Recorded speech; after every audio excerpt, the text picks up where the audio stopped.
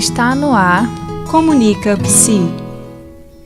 Bom dia, está no ar o programa Comunica Psi, que é transmitido pela Rádio Escola com a iniciativa dos alunos de Psicologia do Centro Universitário Estácio do Ceará. Nosso programa tem como objetivo debater temas relacionados à prevenção de doenças e promoção à saúde. Eu sou Ana Patrícia, aluna do 10º semestre. E eu sou Gautiele, também aluno do 10º semestre. Segundo o Jornal Diário do Nordeste do dia 23 de maio deste ano, ou seja, quarta-feira passada, homicídios de adolescentes crescem quase 50% no Ceará. Ano passado, 981 jovens entre 10 e 19 anos de idade foram mortos.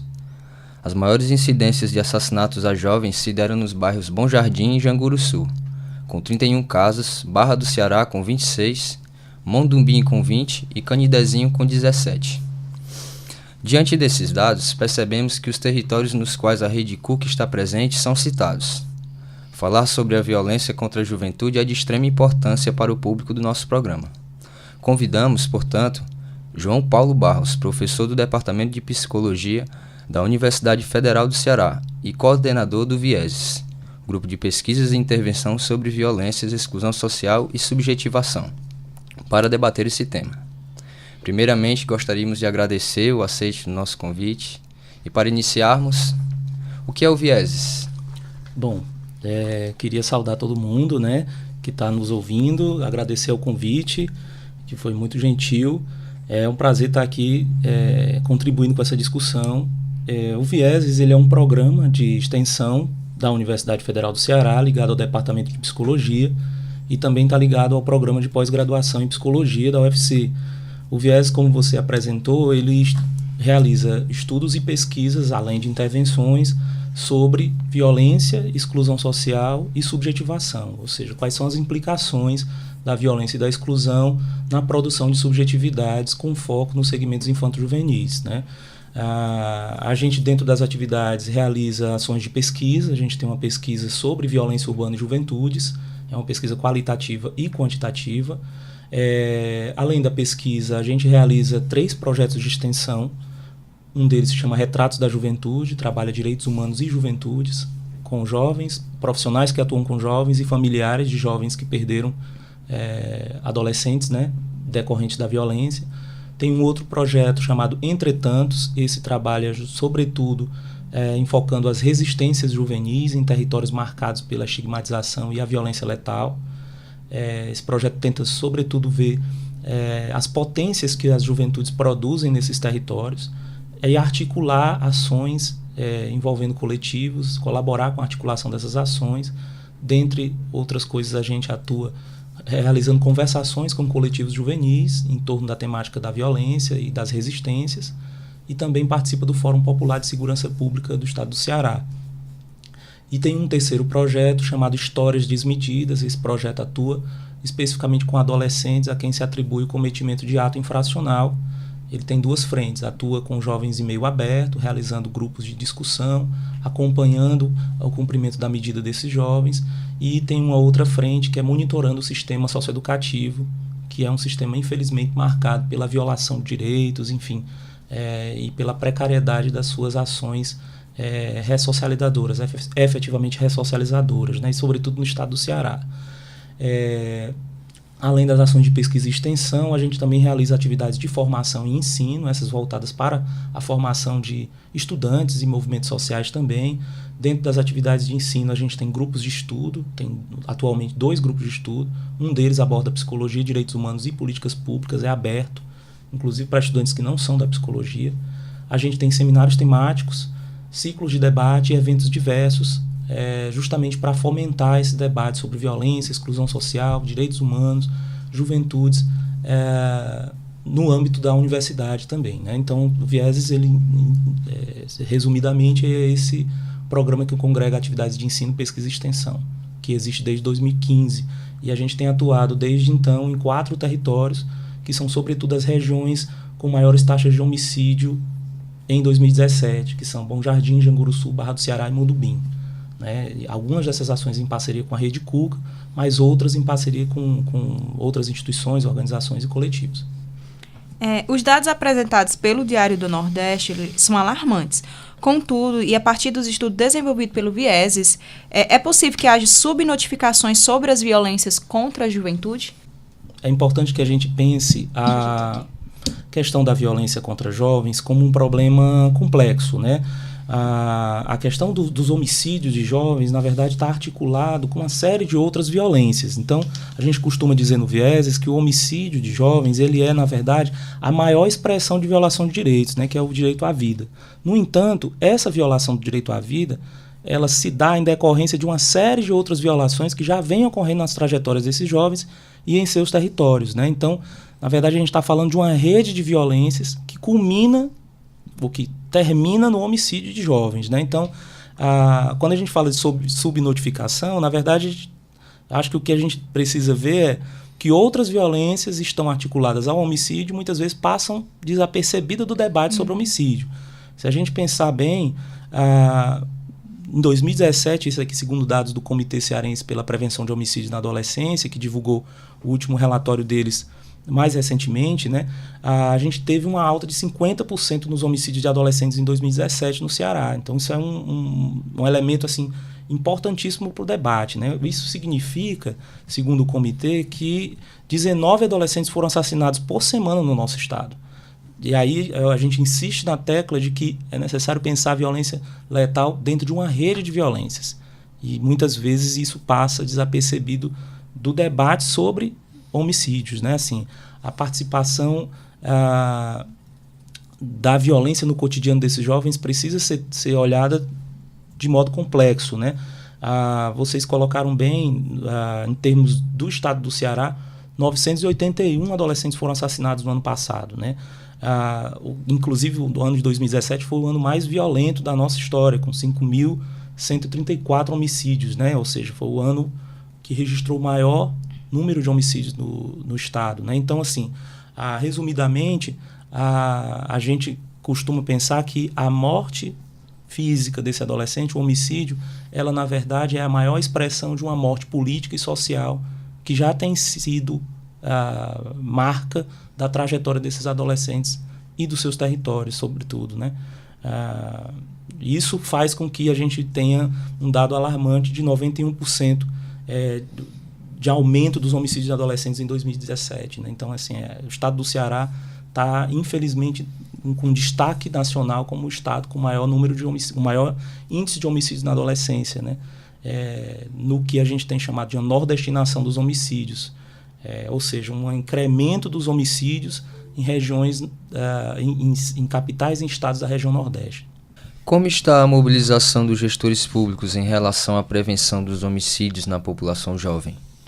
Bom, acho que para responder essa pergunta é relevante a gente destacar a atuação do Comitê Cearense pela Prevenção de Homicídios, que tem sido uma iniciativa da Assembleia Legislativa do Estado, em parceria com a Unicef, que faz um importante trabalho de pesquisa e mobilização social em torno dessa temática da prevenção de homicídios, né?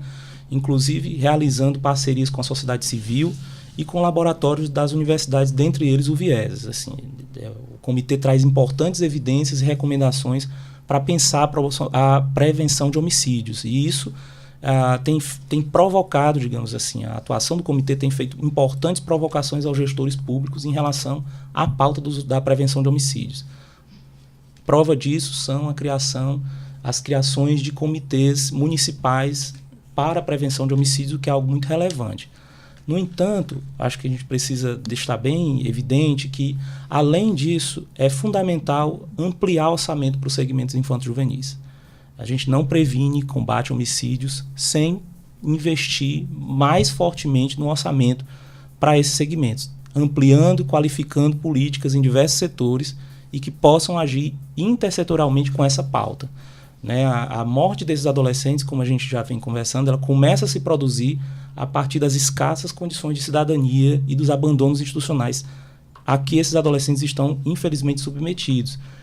E essas escassas condições de cidadania, esses abandonos institucionais vão produzindo o que a gente tem chamado de morte social, morte política, digamos assim, estigmas e condições indignas de vida.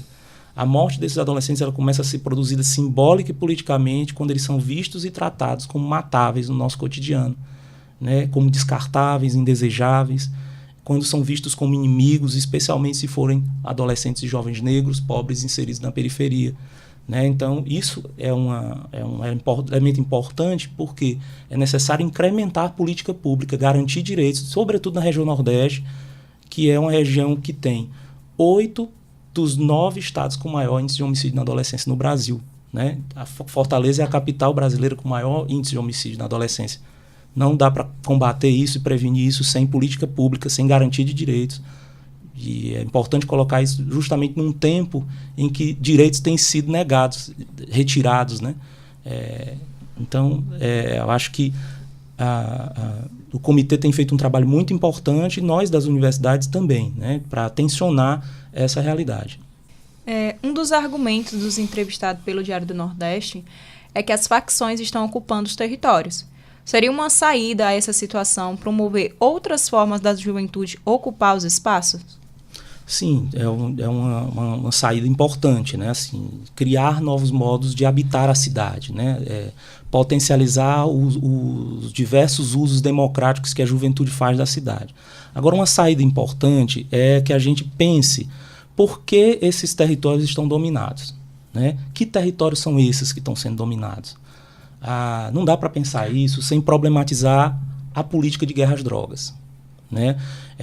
E as consequências mortíferas dessa política de guerra às drogas, como, por exemplo, o encarceramento em massa e um grande investimento em medidas repressivas nesses territórios, em detrimento do investimento em inteligência, justamente para tentar enfrentar essa nova realidade da dinâmica criminal na cidade, no Estado. Né? Esse quadro ele tem propiciado justamente o fortalecimento das situações que os entrevistados colocam no Diário do Nordeste, né? Citados por vocês. Importante ver o seguinte, como são esses territórios que estão sendo ocupados, né? São territórios, sobretudo, marcados por assentamentos precários, situação multidimensional de pobreza, abandono do Estado social, né? Escassa condição de cidadania e incremento, por outro lado, de um Estado cada vez mais repressor, punitivo, que investe na solução penal para os problemas que são sociais, né? Então, com certeza, uma saída passa por promover outras formas de a juventude ocupar esses espaços, potencializar e produzir vida nesses territórios. Mas a juventude tem feito isso, tem feito muito bem isso, tem ocupado muito bem esses espaços, tem iniciativas muito importantes dos coletivos de juventude na cidade, né?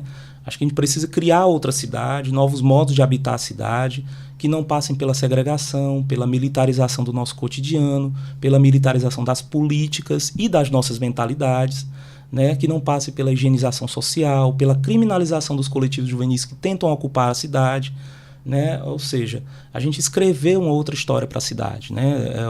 Combater esses processos de segregação e desigualdade que marcam a história da nossa cidade.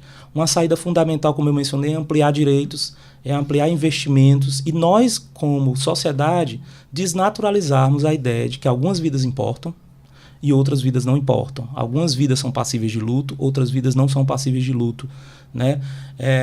E investir numa outra relação do Estado com esses territórios, né? Que não produza um estado de exceção permanente nesses territórios, que não chegue nesses territórios sob uma via eminentemente repressiva, mas que chegue numa perspectiva de garantir políticas sociais e direitos e garantir condições dignas de vida, né? Então, uma saída é combater o que a gente chamamos de, o que a gente do viés está chamando de necropolítica cotidiana, né? Que se dá pela guerra às drogas, encarceramento em massa, violência e abandono institucional, violência armada e letal e, sobretudo, pela desumanização de certas juventudes. A Rede Cuca, portanto, seria uma instituição que promove outras formas dos jovens ocuparem os espaços da sua comunidade? Sim, assim, é importante a gente pontuar que a Rede Cuca é um equipamento sem dúvida muito importante, muito relevante, pelo potencial que ela tem de realizar atividades culturais, esportivas, de lazer, de profissionalização e que eu queria chamar a atenção de educação em direitos humanos, né? É importante, sim, com certeza, afirmar a pertinência da Rede Cuca no panorama da nossa cidade. No entanto, como a Fortaleza é uma cidade muito grande, né, uma cidade imensa, que tem crescido fortemente, a gente precisa, evidentemente, de mais cucas, né? E de fazer com que jovens mais vulneráveis aos homicídios, segundo as evidências e recomendações do comitê, esses jovens geralmente estão fora das políticas públicas, então o desafio é fazer com que esses jovens mais vulneráveis, que estão fora das políticas públicas, consigam ter efetivamente acesso a equipamentos e a atividades como as que a Rede Cuca promove, e assim como a outras políticas, como por exemplo a escola. Né? Segundo o Comitê Cearense pela Prevenção de Homicídios, a maioria dos adolescentes mortos, por exemplo, estava fora da escola e não participavam de projetos sociais. Então o desafio de políticas como a Rede Cuca é criar estratégias para que esses jovens acessem o equipamento e para chegar mais perto desses jovens, né? O jornal ainda relata o aumento do feminicídio no estado do Ceará. Como você analisa esse fenômeno? Eu acho que é um fenômeno muito importante para pensarmos e para agirmos em cima disso, né? Em 2017, o número de crimes violentos letais intencionais de mulheres cresceu 71,5% no Ceará em comparação com o ano anterior, de 2016, né? Se a gente pegar só adolescentes do sexo feminino, o número de crimes violentos letais intencionais, ele cresceu 196% em comparação com 2016. Então, as meninas adolescentes têm ainda mais vulnerabilização em relação ao demais conjunto da população. Nós do Viés, a gente está atento a isso, né? As mulheres do grupo, as pesquisadoras e extensionistas do grupo, certamente têm mais competência para falar sobre essa questão do que eu. Na verdade, eu aprendo muito com elas, mais do que qualquer outra coisa. Mas o que eu posso dizer, assim, a partir do lugar que eu estou ocupando, né, é que a morte das mulheres ela se dá numa trama de violências, né, assim, dentro dessa trama de violência, a violência urbana contra essas mulheres tem crescido recentemente, mas deve ser pensada como parte de uma rede de violências que historicamente marca a vida de mulheres, em especial mulheres negras e pobres. Ou seja, a morte de mulheres, a intensificação das mortes de mulheres na nossa cidade, no nosso estado, ela na verdade é uma parte de uma história colonial e patriarcal em que as mulheres, infelizmente, sobretudo negras e pobres, são tratadas como objeto, né? Então é mais um capítulo da objetificação de mulheres, agora no cenário mais evidente da violência urbana, né? Inclusive com dimensões de crueldade e espetacularização que mostram quanto essas mulheres são objeto, né? São vistas como objeto, né? E na verdade, então, a gente está pensando isso como um aprofundamento e um rearranjo das formas históricas e psicossociais de subalternização dos corpos das mulheres, que são vistas como de menor valor, né? Que são vistos como de menor valor e são objetificados historicamente. Então é necessário que a gente torne esse problema um problema público, efetivamente, e que envolva, inclusive, o combate insistente às diversas manifestações do machismo. Né? Então, meu lugar como homem nessa discussão é tentar combater o machismo em nós e no nosso tecido social, né? Estabelecer uma outra relação, outras masculinidades, inclusive para que a gente possa estabelecer novas sociabilidades.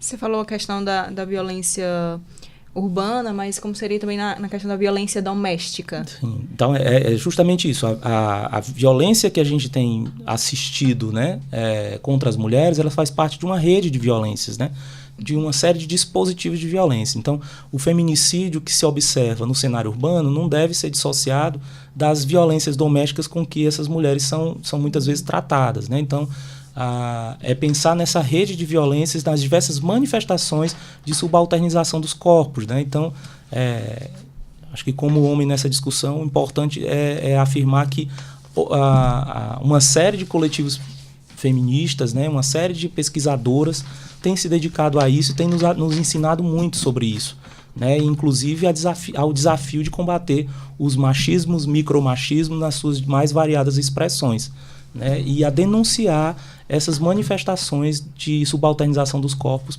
pela via da tortura, da crueldade, da espetacularização da violência, né? Enfim, usando as mulheres, os corpos femininos como objeto de uma disputa territorial, enfim. Então, acho que passa por isso.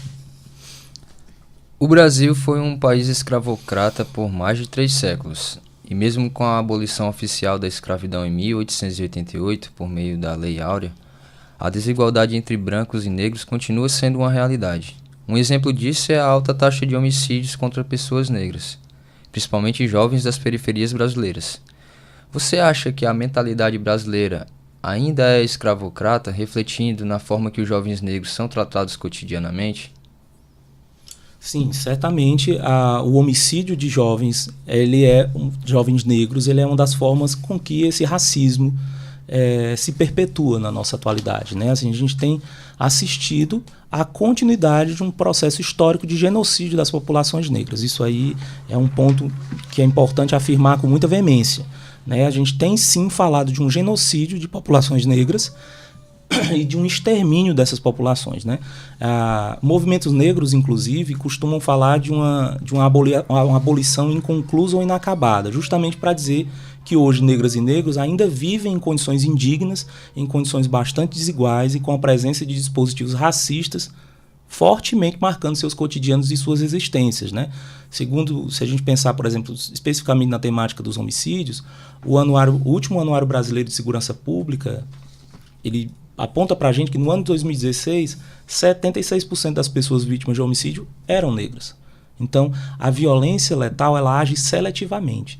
Ela não age homogeneamente no corpo da população, né? No conjunto da população. Ela age seletivamente. Em certos territórios, mais fortemente, e em certos corpos, mais fortemente, que são justamente os corpos matáveis, os corpos indignos de vida, né? Que são produzidos como inimigos públicos, né?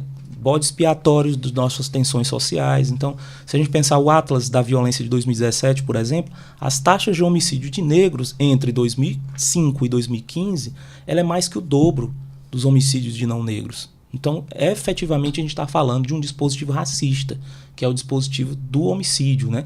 Que está articulado a outros dispositivos dessa política de morte que a gente produz cotidianamente, que a gente está chamando de necropolítica, como, por exemplo, a guerra às drogas, o encarceramento em massa, né? A violência institucional, o desamparo institucional, né? São dispositivos com que essa necropolítica e essa lógica racista operam no nosso cotidiano ainda. Então, a escravidão ainda faz sua obra hoje no Brasil, só que com alguns rearranjos, né? E alimentada por um mito da democracia racial, de que o Brasil é um país cordial. Os dados sobre homicídio e os dados de homicídios contra jovens negros, por exemplo, e jovens negras, mostram que nós não somos um país da democracia racial e da cordialidade. Nós somos o país da desumanização e coisificação de certas existências. Diante do exposto, a redução da maioridade penal é uma saída sensata? Não é uma saída sensata, nem uma saída efetiva. A redução da maioridade penal, na verdade, teria como efeito acentuar uma problemática que nós já evidenciamos, que é o encarceramento em massa, que é a seletividade penal, ou seja, encarcerar sobretudo certas populações. O Brasil hoje é a terceira população carcerária do mundo, em relação à população masculina. Em relação à população feminina, é a quinta. Fica como dica de leitura um livro chamado O que é o Encarceramento em Massa, de uma feminista muito importante chamada Juliana Borges. Lá ela mostra justamente que a partir de 2006, justamente em decorrência dessa lógica proibicionista de guerra às drogas, nós tivemos um aumento de mais de 500% do encarceramento feminino e um aumento de mais de 200% do encarceramento masculino. Ou seja, a redução da maioridade penal, ela na verdade intensificará esse problema que não tem reduzido violência, não tem reduzido a nossa sensação de segurança, a insegurança. Na verdade, ela tem aprofundado desigualdades sociais, perpetuação do racismo e violência, porque se a gente pensar onde estão se fortalecendo os grupos criminosos? Na prisão. A prisão hoje é um lugar caro e que faz as pessoas se tornarem piores, né? Então, a redução da maioridade penal é mais uma faceta desta lógica punitivista com a qual a sociedade trata os desiguais. É uma escola do crime. E ela fabrica desigualdades, ela ratifica desigualdades e ela intensifica violências. Só que ela é lucrativa para certos grupos populacionais, inclusive porque ela faz parte de uma lógica que é de produção de inimigos, né? Ela justifica essa lógica desigual, racista, inclusive com operações psicossociais. Ela produz a figura do sujeito matável, do sujeito indesejado, né? ela produz segregação. Então, hoje, ela é uma as prisões e a redução da maioridade penal vai nessa direção, é uma gestão diferencial das desigualdades sociais sobre uma lógica punitivo-penal, que não atinge a população de um modo geral, né? E não promove paz, segurança social. Na verdade, ela retroalimenta um ciclo de violência, né? E de silenciamento de uma série de populações. Quais dicas você daria para nós que atuamos promovendo o bem-estar da juventude que está vulnerável a essas violências? Bom, a primeira coisa é se debruçar criticamente no estudo dessas temáticas, né?